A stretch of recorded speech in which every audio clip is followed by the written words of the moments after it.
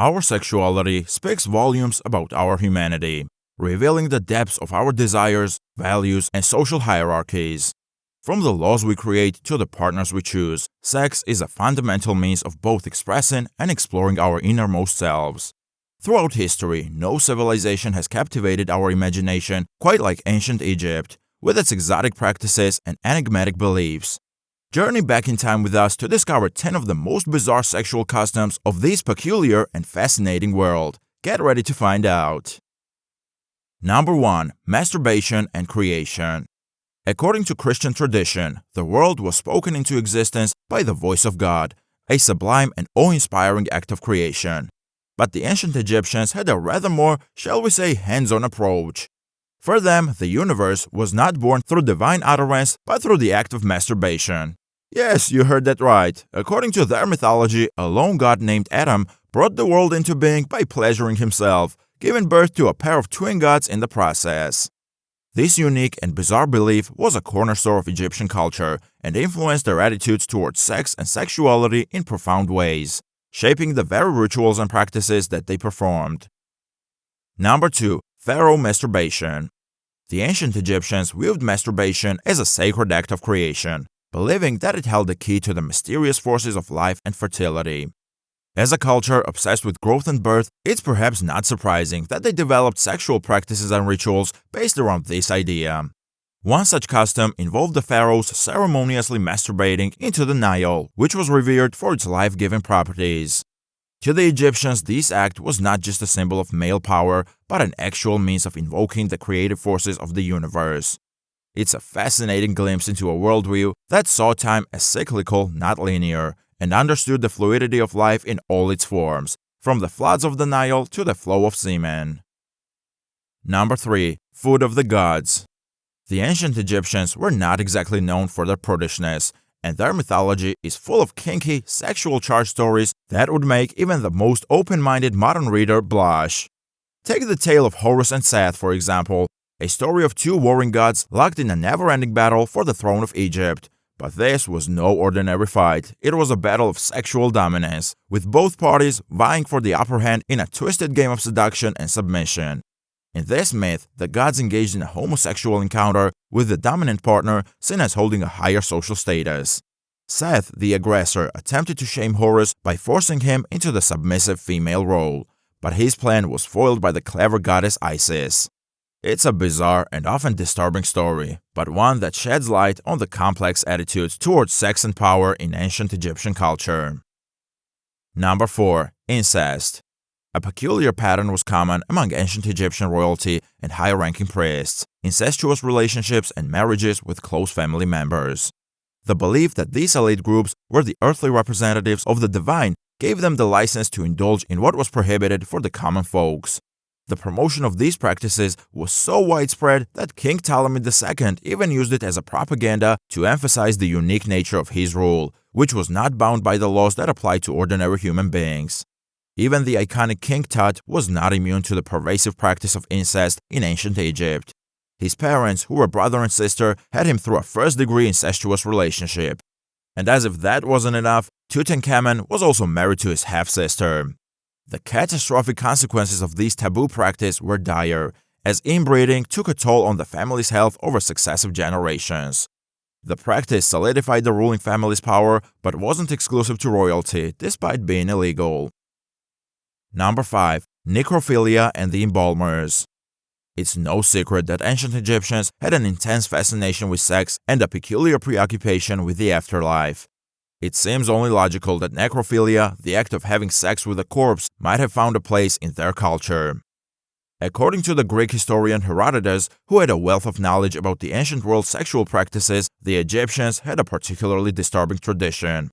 Herodotus claimed that to prevent embalmers from having sex with their deceased loved ones, the Egyptians would leave corpses out to rot for 3 or 4 days before they were preserved.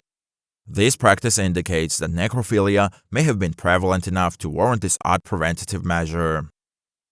Number 6. Necrophilia gods. The Egyptians' love for necrophilia runs so deep, even their gods indulged in it.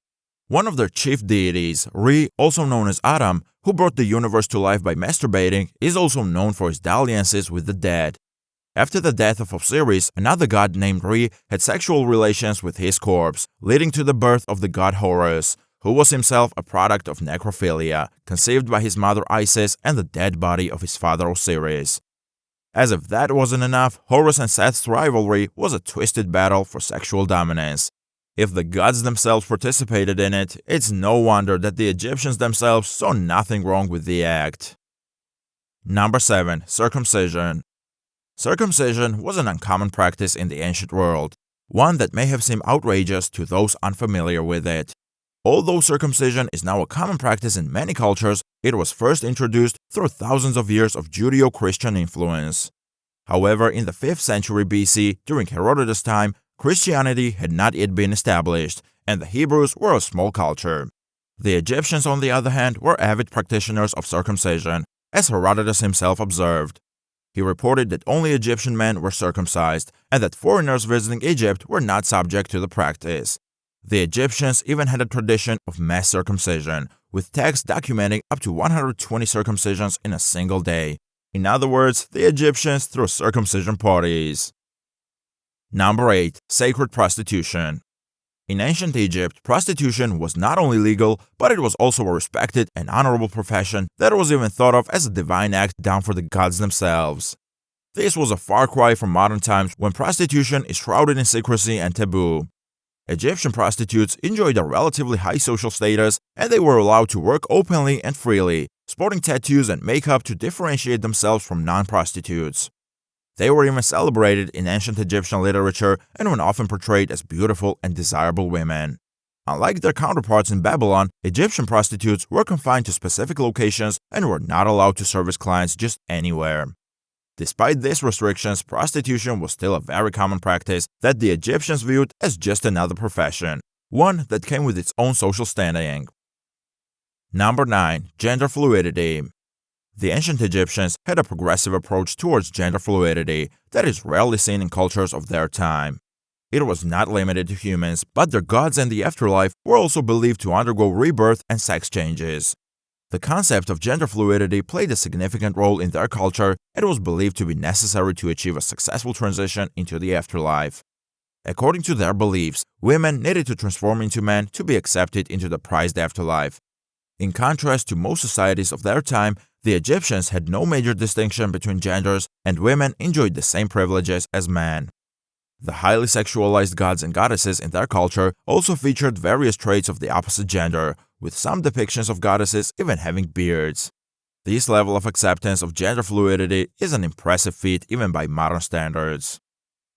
Number 10. Contraception.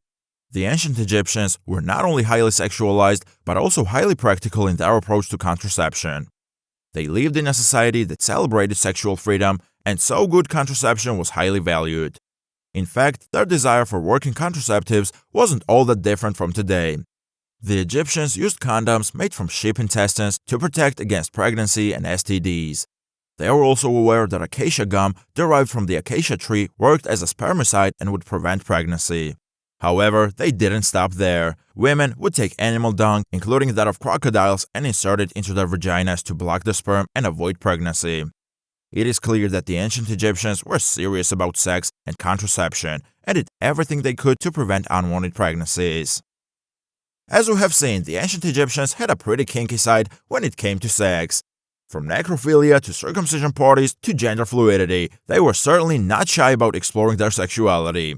And while some of their practices may seem bizarre to us today, it's clear that they valued sexual expression and were always seeking ways to enhance their experiences. So the next time you think you've heard it all when it comes to sex, just remember that the ancient Egyptians were pushing the boundaries long before we were